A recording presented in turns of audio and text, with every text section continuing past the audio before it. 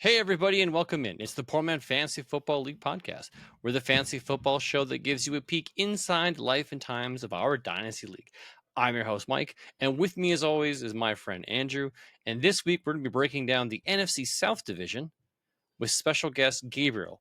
We did have an open slot. Gabriel jumped in. Thank you very much. It is Wednesday, August 14th. Andrew, how are you doing, my friend? Doing very well, thank you. And yourself? Good. Before I jump into introducing our guest, I just want to highlight something real quick. You might notice that my background is different because I had to do some rearranging in my basement to accommodate some changes. To my right over here is a little workout space and TV room for the kids. And over here to my left, which was the Barbie play place, is now a closeted area with a spare bed. So I have not had a chance to rehang my flags to get them back up. Other than that, you know what, Andrew? Can you introduce our friend tonight, Yes. Gabriel? Gabriel, how are you doing today? I'm doing good. Back from golfing, so life has been good. Oh, nice. Yeah. What did you shoot? I shot a 48 on a 9.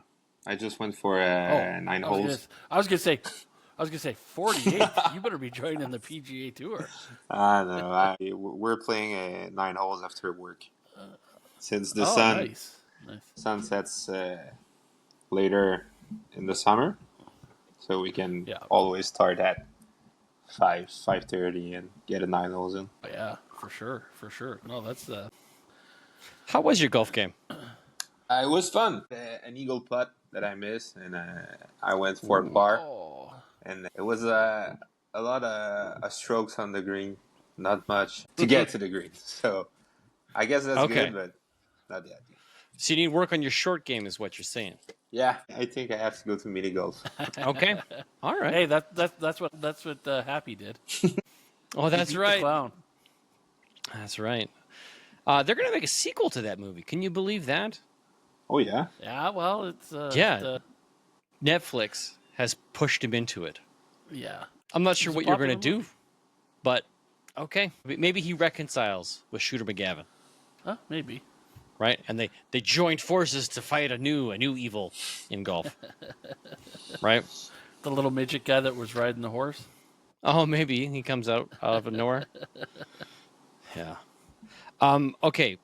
There is some significant football news. The first week of preseason is done and in the books. We're about to start the second week of preseason.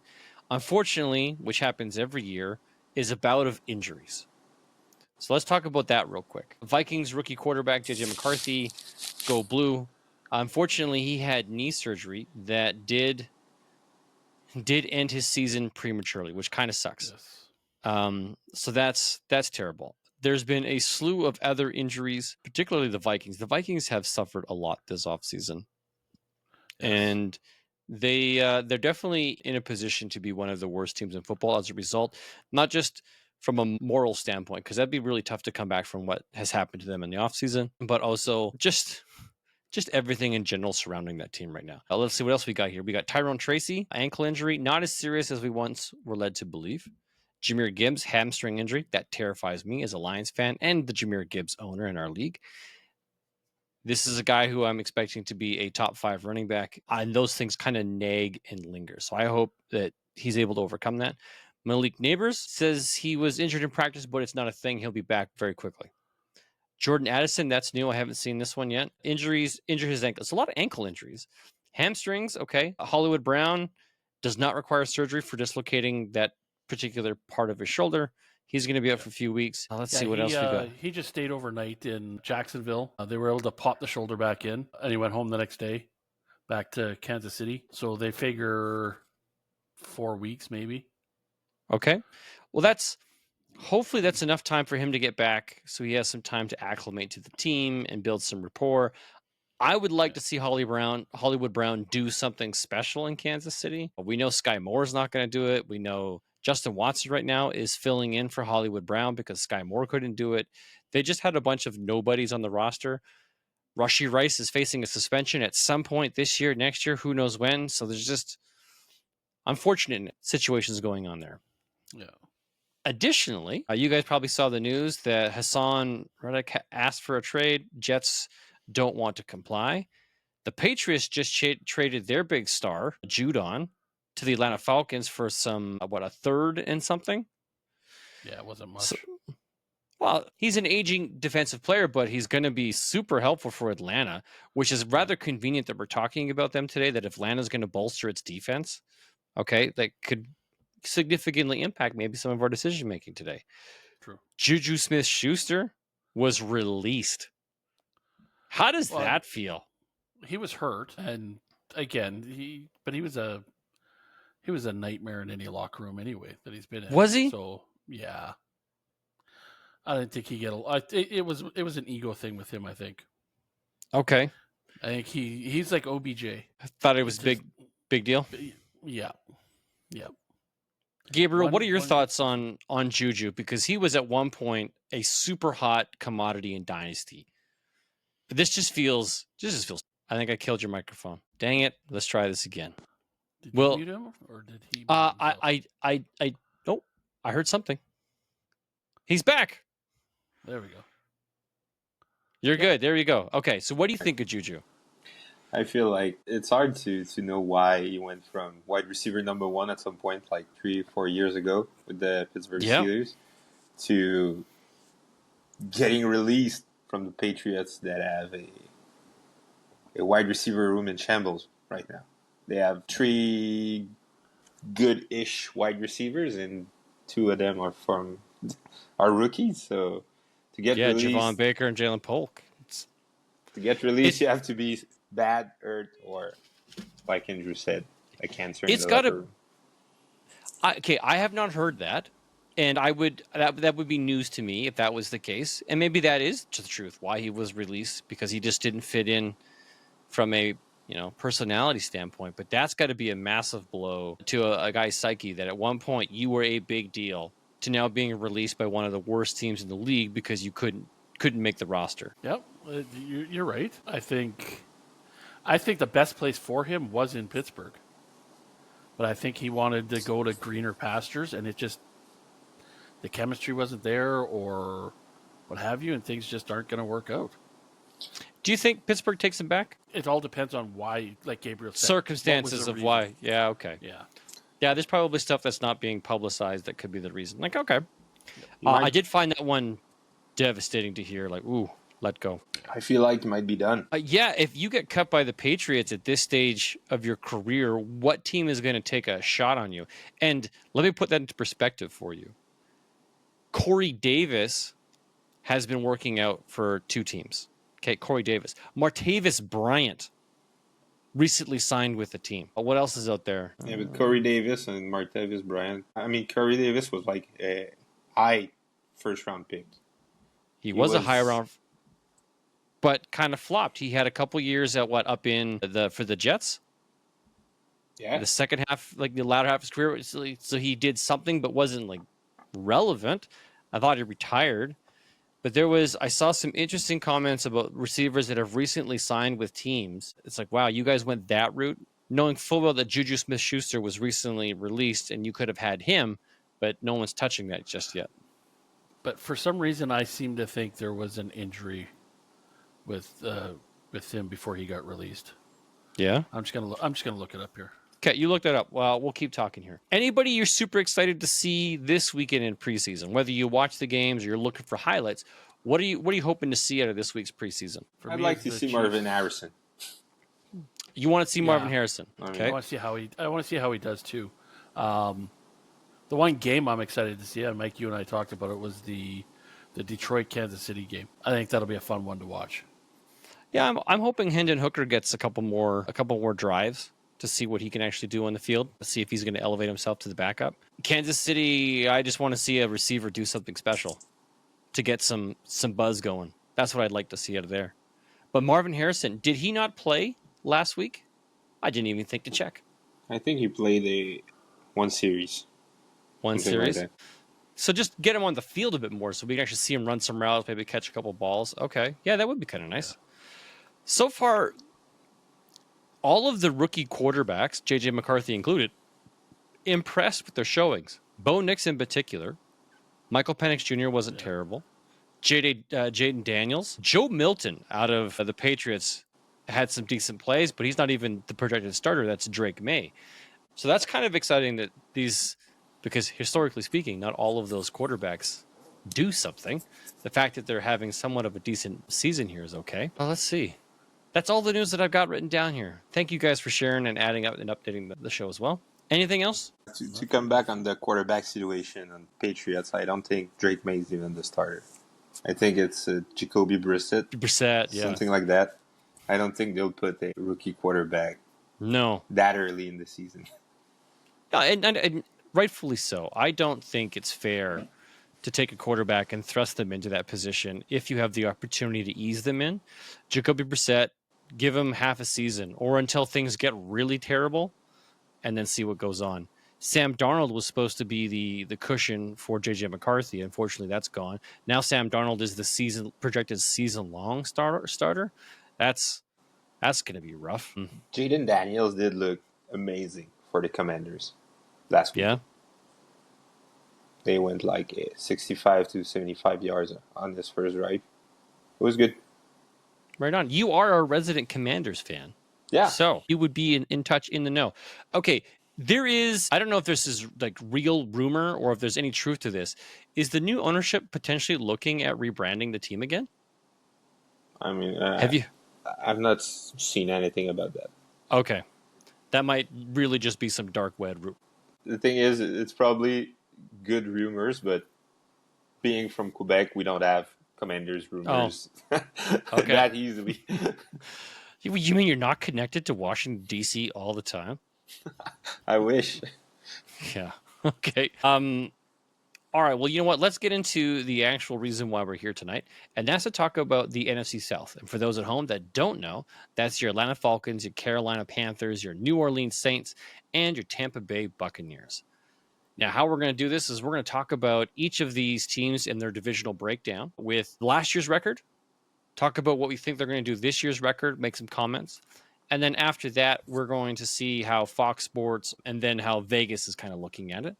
And then we'll jump down to their team structures and see what we think of their teams, their players, their depth, and make some comments there. And then end it all off with our best fantasy lineup from this division. So without further ado, let's recap. Tampa Bay won this division 9-8, but New Orleans tied them also 9-8. Atlanta, as crappy as they were, did finish 7-10, and Carolina, as we all know, sucked terribly, finishing 2-15. Now, it's not an exciting division. There's not a lot of prolific assets offensively, I even say defensively as well, in this particular division. And they manufactured wins, but they did not separate themselves as elite offenses. Things worked well, but some changes occurred, significant changes for a couple of these teams. So here's how I've got it broken down. Even with the changes that occurred, I think everybody, except for Atlanta, is going to take a step back. I think Tampa Bay wins the division again, going 8-9. I think New Orleans ties them again, going 8-9. Atlanta rises up to 8-9, and Carolina goes to 4-13. And here's my thought process: Tampa Bay has stayed consistent outside of coaching staff changes. They have the same running back room. Most of their O-line is the same. They still have the same passing receivers, the passing options, and then Baker Mayfield. The biggest change here is they lost their offensive coordinator, and he's now gone over to Carolina. Now, this is a guy who made Geno Smith something, and he made Baker Smith something, so hopefully he can go down there and help Bryce Young. However, I don't think that offense was good enough after losing some of the defensive assets that they lost in the offseason to carry this team much further than it is, especially with Atlanta stepping up what they're doing. New Orleans, again, I think they're much the same thing. They haven't changed much, so there's be some consistency there. Their coordinators, their coach, everything stayed the same. Derek Carr, I don't think, is going to be the deciding factor that's going to push them over the edge. So they are going to be good, but not good enough to separate themselves from the rest of the team in this division. So that's why I have them going 8-9. And Atlanta making the biggest changes. They got rid of their coaching staff. They got Kirk Cousins. They drafted Michael Penix. They actually have weapons that we would love to see in Kyle Pitts, Drake London, and Bijan Robinson. Some really exciting things to watch and see there. It all comes down to, is Kirk Cousins going to be good enough with his Achilles injury to take this team? And if not, are they going to pivot to Michael Penix? So this is where I'm giving them the boost, but not pushing them up into double-digit wins. And Carolina made some significant changes and improvements. I'm just not optimistic it's going to translate to a lot of wins this year. Those are my thoughts. Who wants to go next? Put your hand up. Speak. Or wait for the third spot. Who's up? Okay, Andrew, you spoke first. I'll go next. Lay it on us. I agree with a lot of what you were saying. I have it a little bit different though. I got the Falcons winning the division, going 9-8. 9-8. Okay. Yep.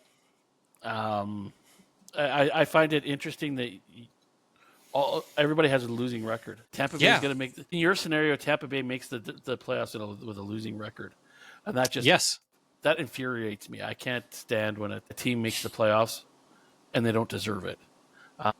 You at least got to win 50% of your games to get in. But again, I got Atlanta at 9-8. I got the Bucks at 7-10. Okay. And I got the Saints at 7-10. And then, like you, I've got the Panthers at 4-13. Okay. So similar feelings, but with Atlanta on top. Yes, I just think Atlanta has made enough positive improvements, and I think guys like with Kirk Cousins there, and you've heard me bash Kirk Cousins numerous times on this podcast because I don't like him, but I think he is going to give players on that team to have bounce back years. Like Kyle Pitts should have a way better season with him at the helm than the revolving door that was last year. The Bijan Robinson, if they can get a good solid running game going, that's going to open up the door for Drake London as well to have an even better year. So I just think they're going to take a few steps forward. Are they going to be an elite offense? No. Are they going to be an offense that I'm like, hey, I want to sit down and watch them? No. But they'll be more exciting than everybody else in the division. They, New Orleans. Again, like you said, it's a team that really didn't do a whole lot, and they got Derek Carr as a quarterback, who I think is just 1 year away from retirement. Or maybe 1 year away from being a backup, but not retirement. Okay. I could say him being 1 year away of just following the roots path of Andy Dalton. That's where I put him in. Sure. I think with Baker Mayfield and the Bucks, they just got a year older and didn't do anything to improve the team. So, they're getting a little bit older, and they're slowing down a little bit, I think. And then with the Panthers, they're just, who knows what they're going to be like. They're one of those teams that's an unknown. What's their identity going to be? Could they turn around and surprise everybody and win the division? Maybe. Could. It's a weak enough division. I don't see it. If they run the gambit, there's 6 wins for them, right? I don't see it, but weirder things have happened, right? Okay, so that's kind of my take on it. All right, Gabriel, how about you? What's your? It's hard to disagree with what you said. I had some issues with my not internet, but my computer. I'm trying to work with my scores on my cell phone, but I have the same as you. I have Atlanta winning the division at 10-7. I feel like Kirk Cousins is gonna elevate them enough to win more division games. I don't think this particular division is gonna win X games against the other division they're playing. They're playing against NFC East and the AFC North, and some games against the Chiefs. So I think they're all going to lose those games. But inside the division, I feel like Atlanta is the best team. Following by Tampa Bay I have them at 7-10. They have a good offense. I just don't feel like the defense good enough this year. They lost some key players. And it's normal because they had a good defense. They couldn't keep everything with Baker Mayfield. I have the Saints at 5-12. It's more of a, I don't like the Saints. They're boring. Their head coach is boring. I just don't like them, so I have them lose pretty much every division games this year against Atlanta and Tampa Bay. Alvin Kamara is holding out right now for a new contract, so like having your star player not showing up in preseason, I feel like that's not good for the team morale. And I have the Carolina Panthers at 4-13. I feel like they're going on a good path. Like they have a small quarterback. They're getting some good interior offensive line, so that's good for him. He's gonna be good. I feel like Bryce Young is gonna be good. Not this year. They're still having a whole Adam Thielen like a starter wide receiver, and I feel like that's not good for your wide receiver corps. And they're gonna be good with Jonathan Brooks. They just lost some key defensive players on defense last year and this preseason in Brian Burns and Frankie Louvu. They're going to get wrecked on defense. So they're going to lose most of their games. That's my thought on this division. It's going to be a boring division. Okay. Yeah. Now, I like what you guys said, and you actually prompted some other thoughts. I did have Tampa Bay winning the division, but I think Tampa Bay has the highest chance of regression from last year. Yeah. Because they are a year older. And they did lose the coordinator, their offensive coordinator, that allowed them to move the ball as well as they did and some of their defensive assets. I think they will struggle, and they will be in a position to potentially lose ground from compared to last year. The team that's definitely in a position to gain the most ground is Atlanta, and I wouldn't put it past them. If Kirk Cousins is able to recapture what he was able to do in Minnesota, yeah, this team's probably going to be lights out. It's going to be the clear-cut number one team in this division. It should just slice and dice the rest of this division up because no one here is really putting up an opportunity or putting up much of a fight. Yeah. If Alvin Kamara is holding out, and this is an aging running back who is going to count a lot of money against the cap as it is, just the way New Orleans just keeps kicking the can down the road. I don't know what they do in that scenario. Like, to me, Alvin Kamara should be going back to restructure his contract to make it team friendly to stay the number one guy. If he's asking for more money, chances are he's not going to get what he's looking for, and that's just going to make the team suck even more, and his career is going to be toast. Wow. I mean, Okay. Alvin Kamara is on his last contract of his life in the NFL, so I understand why he wants more money. I guess Yes. ask, but ask nicely, don't hold out. Yeah. Okay. And I Fox really, Sports. Sorry. I just one last little thought about something that both of you guys said. You know, especially with the Tampa Bay, right? The offense doesn't suck. They can put up points, but I think the defense is going to give up just that little bit more. Games that maybe last year they won by a field goal, this year they'll lose by a field goal or a touchdown because the defense just can't keep up with it. Yeah, they're not going to be able to share the workload. Baker Mayfield maybe will put up 21 points that get 3 touchdowns. But the defense will give up 3 touchdowns and a field goal to lose the game at the end of the game. Yeah. There you go. I like that. That's a good analogy. Yeah. Now, here's what Fox Sports is currently listed at. They have the division going to Tampa Bay with 9-8, New Orleans going 9-8, Atlanta going 7-10, and Carolina moving all the way up to 5-12. So they don't think very much of this division because they think they're going to repeat last year's results with an increase to Carolina. Yeah. Kind of sharing it. Here's what Vegas is saying.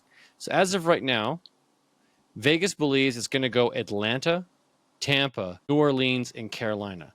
But here are the numbers. So if you were a betting person and you wanted to bet, the Panthers are plus 1,500 to win the division. The Falcons, they have it minus 150. So that's kind of like that is the safe bet. However, the Buccaneers are only plus 300 with the Saints at plus 400. So pretty close at who the second and third teams are going to be. And those could obviously switch back and forth. Even for first, minus 150 is not that much of a favorite. Not really. No. Not really. But then again, wait till we start talking about those that NFC North and the spread that Vegas is currently showing there. Man. Anyways, so in this division, It looks like Atlanta should be the top dog, and I fully expect them to be. As long as Kirk Cousins, to me, he's that linchpin. If he falters or he's unable to play or his injury recovery is too slow, and they have to move to Michael Penix, having that rookie quarterback just kind of stunts your ceiling of what your potential is. Because I don't think Michael Penix is a CJ Stroud type of an asset where he's just going to blow the lights off of his entrance. So, yeah, very exciting. Very exciting. Now let's talk about those depth charts. Let's see what kind of fantasy assets are out there. Starting with last year's division winners, the Tampa Bay Buccaneers. Now, Baker Mayfield is leading this team. He reemerged out of the depths of mediocrity to become a reliable starter. Does anybody remember how he finished the season last year? Like what? Like Yeah, what rank? Was he a top 10 or top 15 quarterback? I would say 12. I'd say between I 10 didn't and look it 15 up. too. We're looking it up right Maybe now. even Because I believe last year he was the number 13 quarterback overall, number 10 in our format, which I There you find go. mind-blowing. Now, I'm going to share this little tidbit.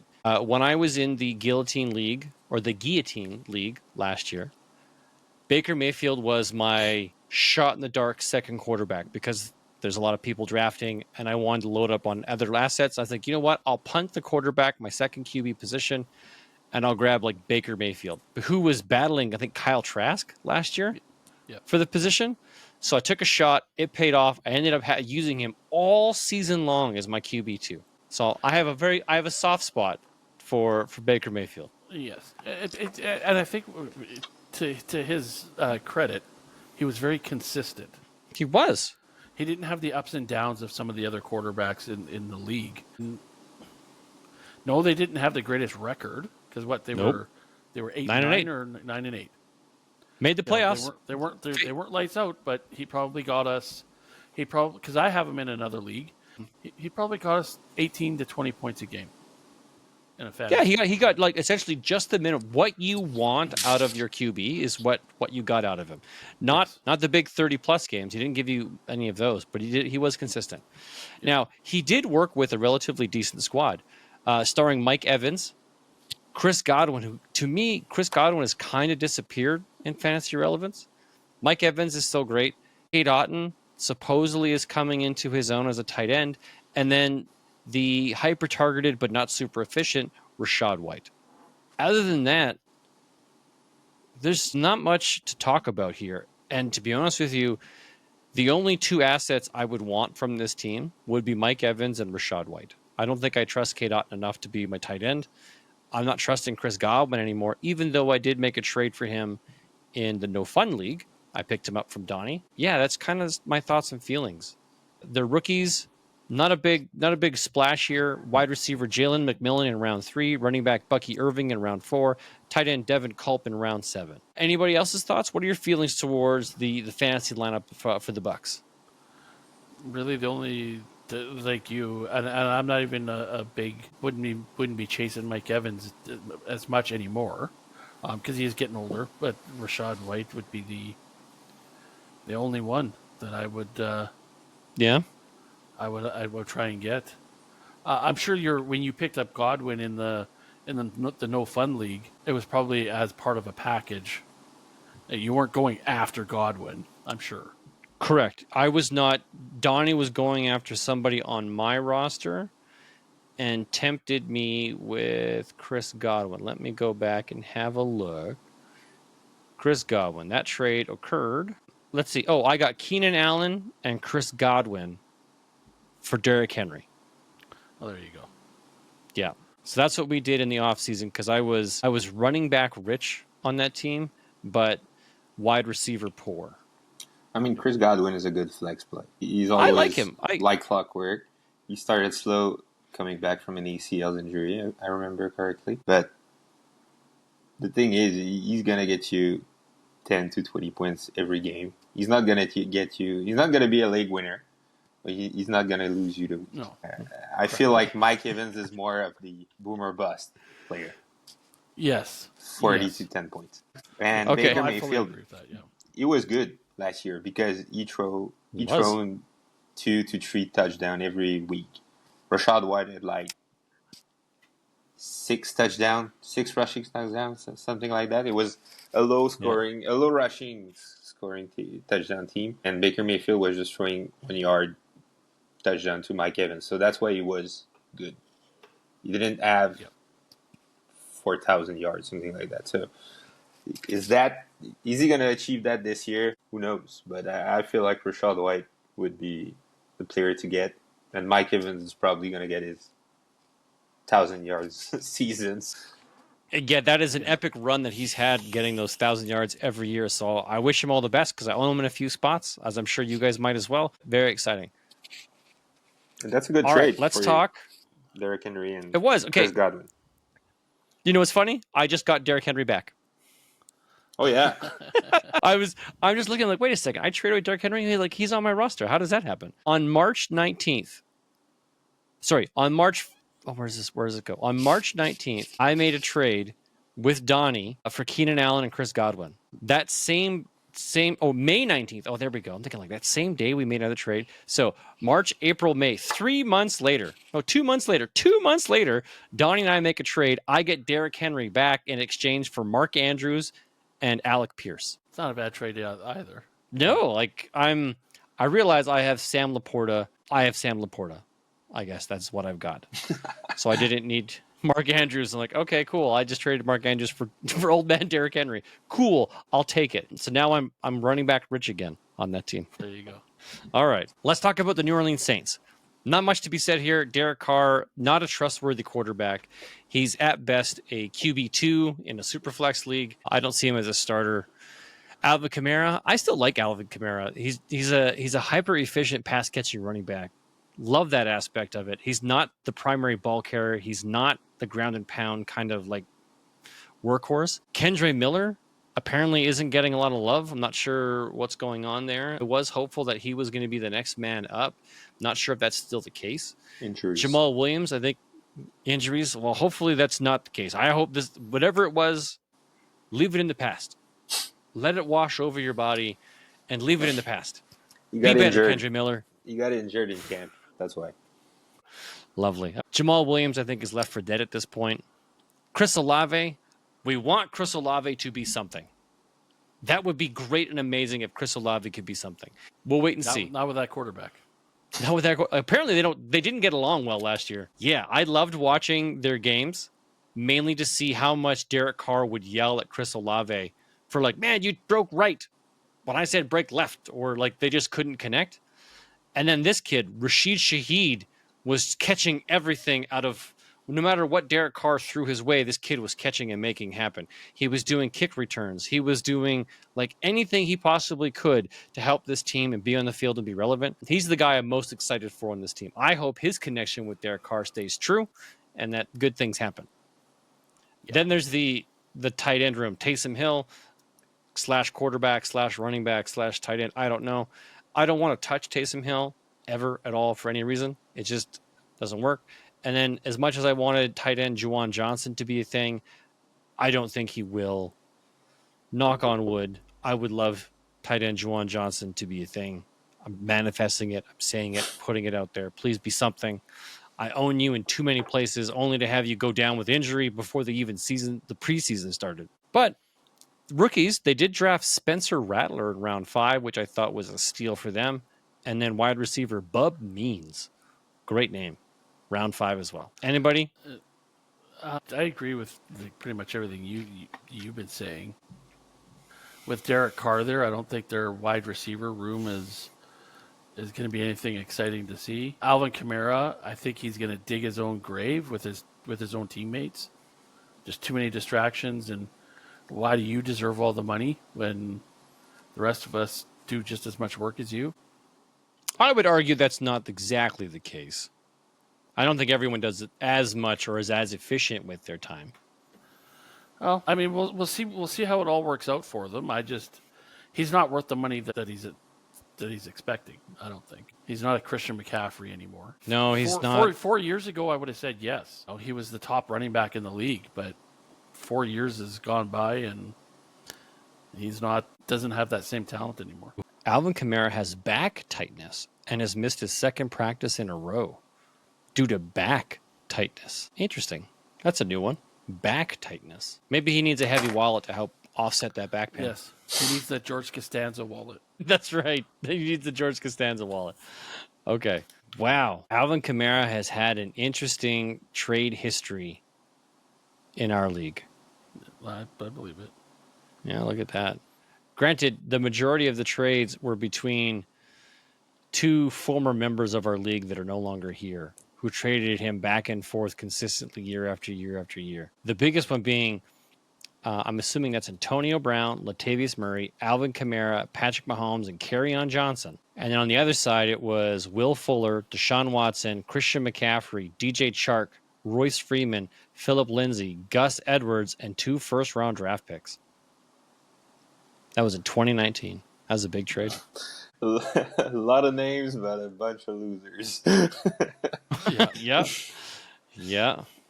And you know what? The funny thing about the coaching, Dennis Allen, coach for New Orleans Saints, his first winning season is last year. I'm 9-8.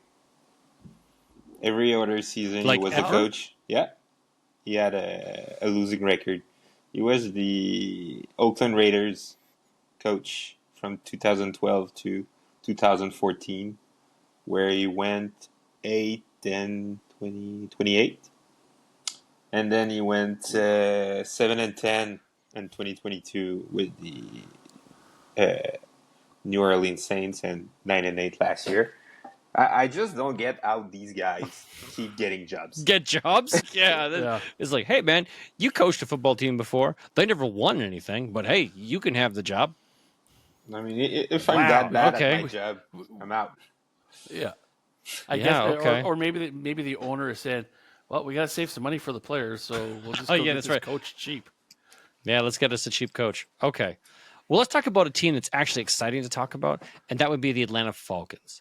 They're bringing in quarterback Kirk Cousins off an Achilles injury. They have Bijan Robinson, Tyler Algier, who I think is a worthwhile handcuff. As a handcuff believer, I'm telling you folks, Tyler Algier is worth owning.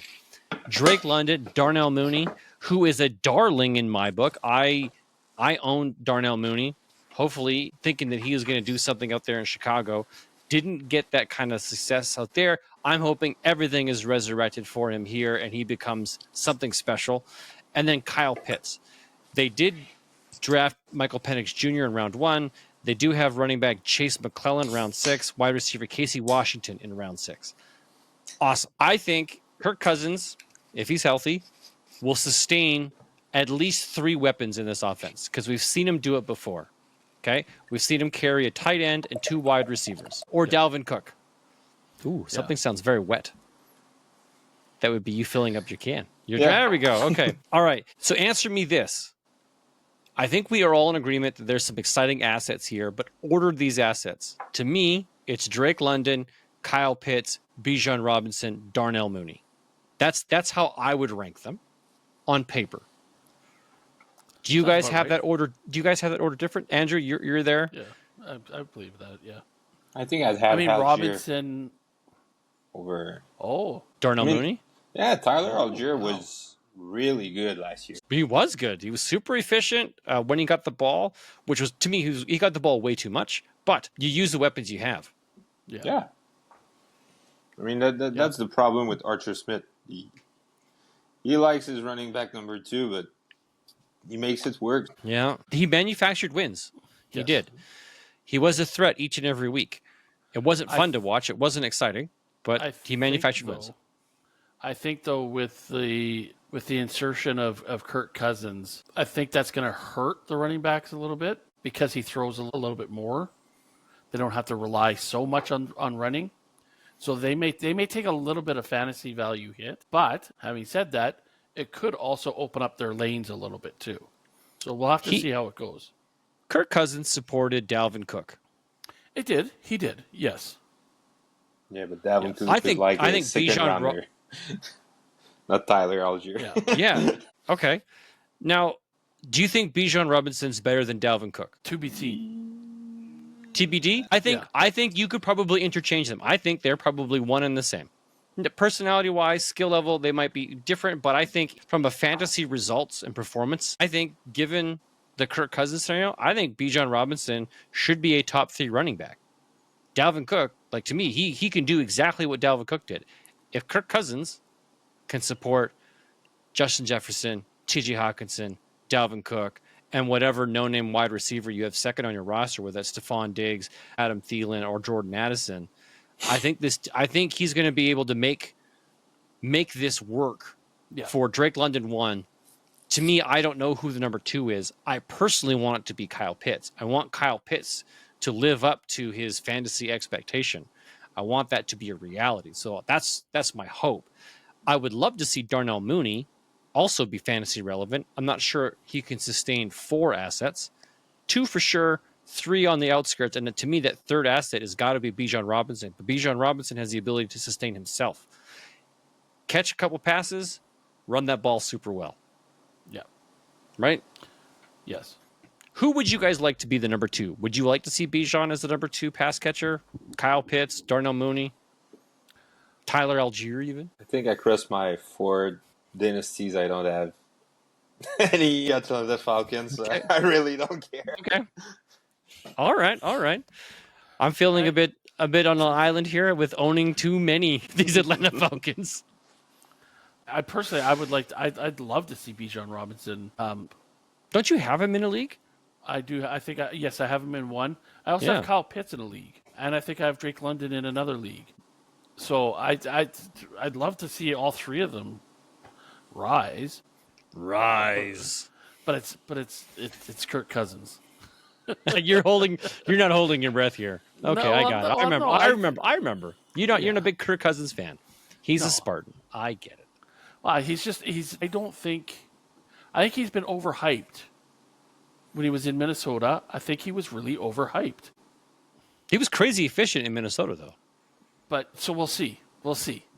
Yeah, we'll see if it translates, right? Yeah. To me, my biggest concern is that Achilles. Yes. Yeah. There is that. That is a big worry.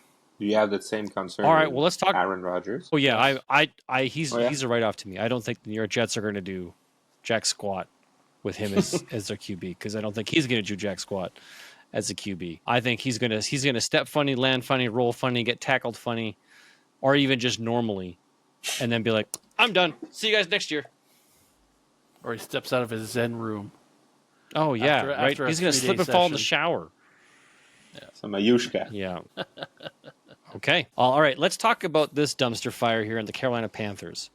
Highly touted but super small Bryce Young. Canadian stud Chuba Hubbard, who took the job away from Miles Sanders, who's still on the roster but not getting touches. They did trade for wide receiver Deontay Johnson, which I thought was a great move. They still have old man Adam Thielen, who was amazing in the first half of last season, but then they decided to stop throwing to him, which was annoying. Wide receiver Jonathan Mingo, who I believe is injured, who was having a bit of a decent camp. Does that sound right to anybody? Mingo. Yeah, I don't think he's doing anything. Oh, never mind. That's somebody else I'm thinking of, because reading his internet review is not good. But he has secured the number 3 wide receiver spot. Good for him. He's not going to. Until Xavier Legette takes it from him. Yeah. They don't have. Well, Legette's going to take it away from both Mingo and Thielen. Xavier Legette should. By the second half of this season, I think Legette's going to be a reliable target. It's just, can Bryce Young do anything? Speaking of rookies, they had drafted 3 very fantasy enticing rookies. I wanted to say traps, but let's not jump to conclusions. Mike, don't jump to conclusions. Xavier Legette, round 1. Running back Jonathan Brooks, round 2. And tight end Jatavian Sanders, round 4. Those are all investments made into players that could be fantasy relevant for this team. They do not have a tight end to speak of. Timmy Tremble is not it.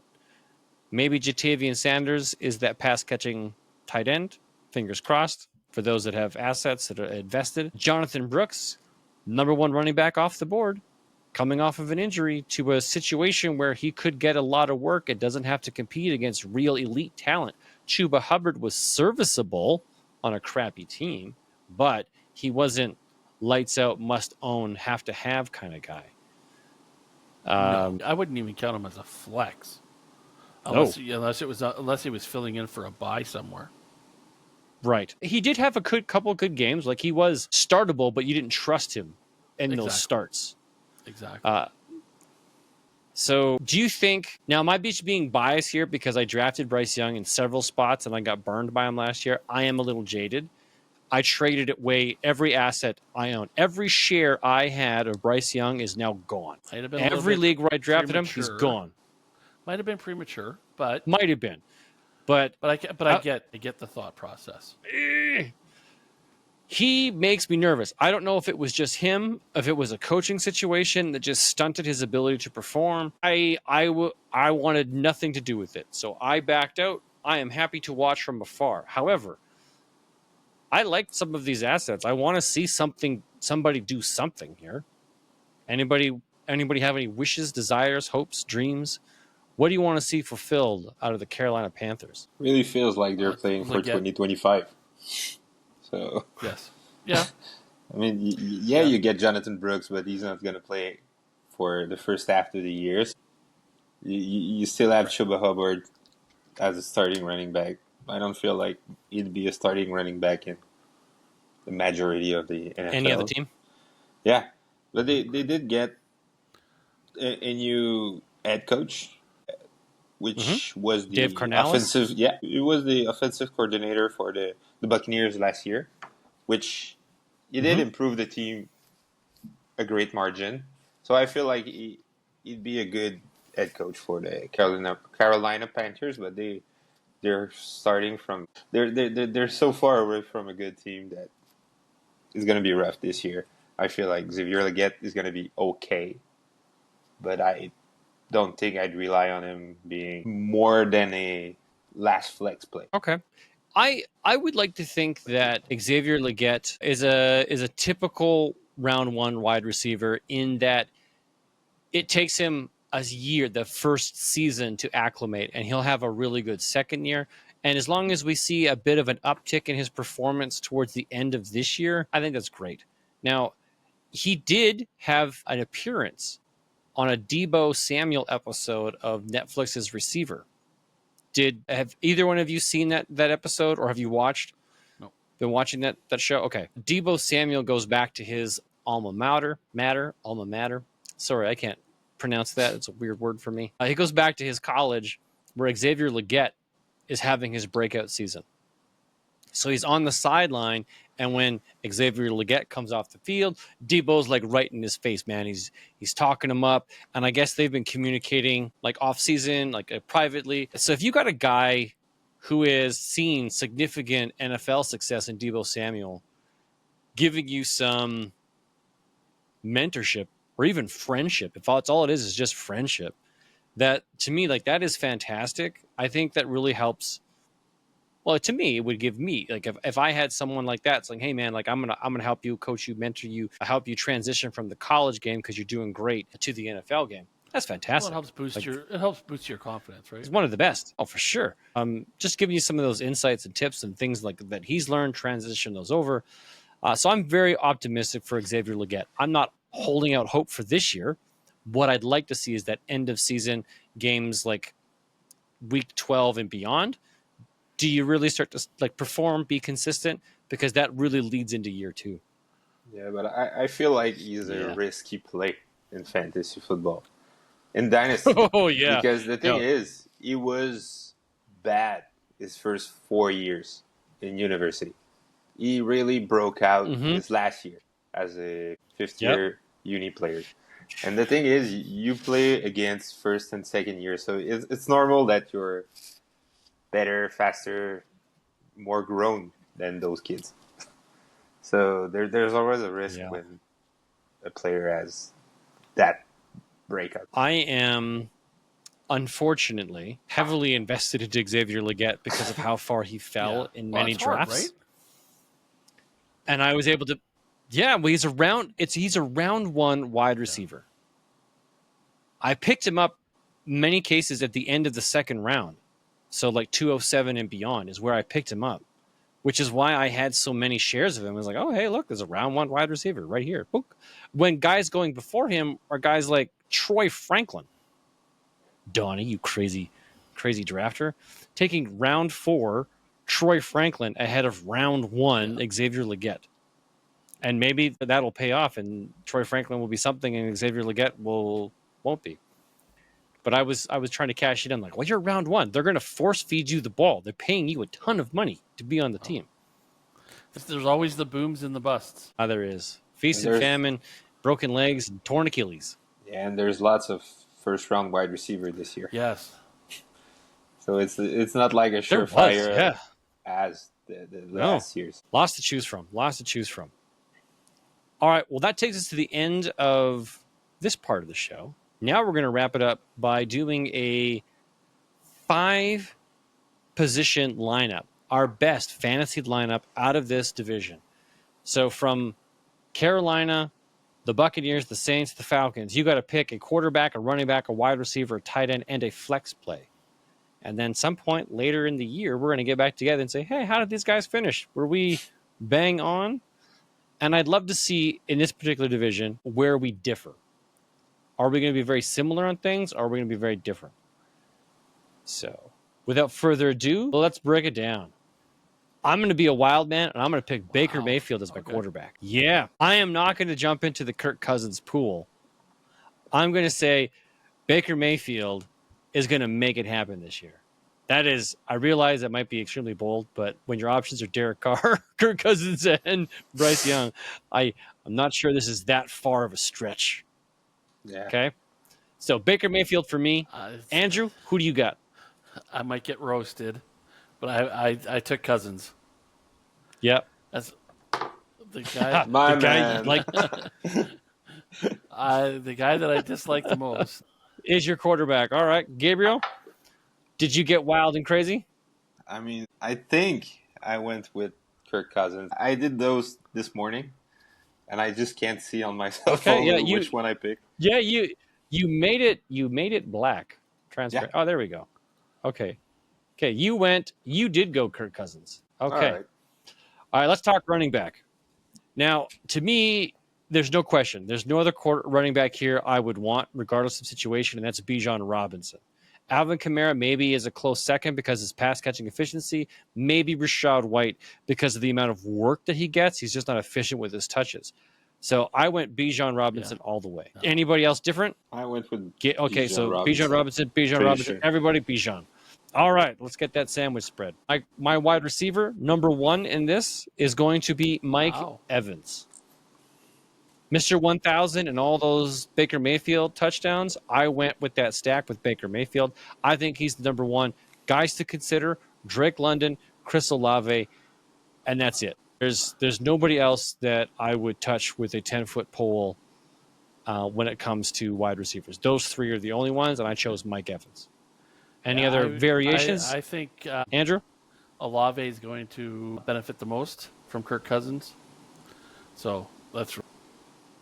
You mean Derek Carr? Sorry. Derek Carr is with Chris Olave. No. Or do you want Drake London? No, I'm Olave. He will be the top. You're Chris Olave, okay. Chris Olave. Okay, and Gabriel, you went with me, Mike Evans.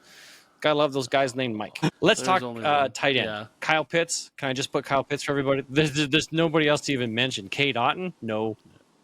Kyle Pitts. And then flex, we always have the largest variation here in our flex play. I'm going Chris Olave, although Rachaad White was my possible second.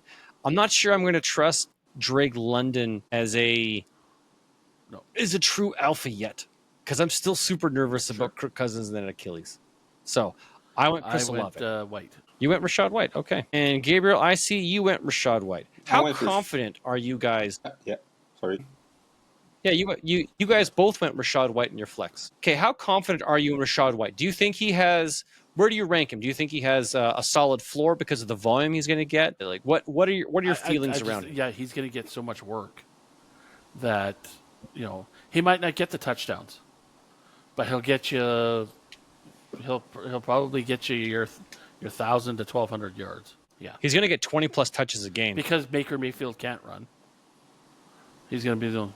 He's going to be the only. No, yeah. he can't. He's the statue. He is really the only running game that they have. Yeah, and there's some stats. There's some stats pushing that when a running back gets 15 to 20 touches a game, they always 70% of the time end up running back one. So I feel like Rashad White is going to be an RB1. And I went with Mike Evans at wide receiver, but I was tempted to go with Drake London. Ooh, okay. I feel like he's going to be real good. Hey, man, I'd love to see Drake London be real good. But it's going to come down to Kirk Cousins. As long as Kirk Cousins is healthy, man, like that, I think that whole offense can do amazing things with a healthy Kirk Cousins. I'm just super nervous, so I'm going to bet against it at the moment and say maybe a slow start. And Kirk Cousins he figures his health issues out. Maybe later. Yeah, and the Falcons starts primetime games the first 2 weeks, I think, so Kirk Cousins not going to be good. He never performs on prime time. That's right. That's a big knock against him. I completely forgot about that. My division they have 4 games. 4 Yeah, primetime okay. games right now. Oh, can I change my division winner then? Okay. Nope. No, you're stuck with it. All right. I'm just gonna pull up the schedule here right now. Atlanta Falcons, NFC South. Come on, load.